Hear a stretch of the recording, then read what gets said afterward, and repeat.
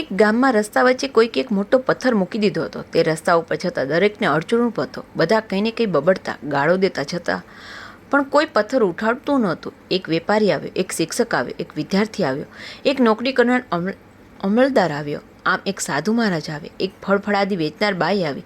જે આવે તે કહે, અરર, લોકો કેવા નફ્ફટ થઈ ગયા છે, રસ્તા વચ્ચે પથ્થર મૂકી દે છે. લોકોને કેટલી મુશ્કેલી પડતી હશે. સવારથી કેટલાય લોકો અહીંથી ગયા આવ્યા, પણ કોઈ પથ્થર હટાવતું જ નથી. લોકો પણ કેવા હરામી થઈ ગયા છે. આમ બબડી દરેક જણ જતું હતું. દરેક જણ એકબીજાનો વાંક કાઢતા હતા. એવામાં એક ગામડાનો અભણ, મેલા કપડાં પહેરેલો માણસ આવ્યો. તેણે રસ્તામાંથી પથ્થર જોયો અને કંઈ પણ બોલ્યા વગર પથ્થર ધીમેથી ઉચકીને રસ્તાની બીજી બાજુ મૂકી દીધો અને ધીમેથી પાછો ચાલતો થયો. તાત્પર્ય છે કે કાર્ય કરનાર કંઈ પણ બોલ્યા વગર કાર્ય કરતો રહે છે. કાર્ય ન કરનાર લોકો કાર્ય ન કરવા છતાં એકબીજાનો વાંક કાઢતા રહે છે.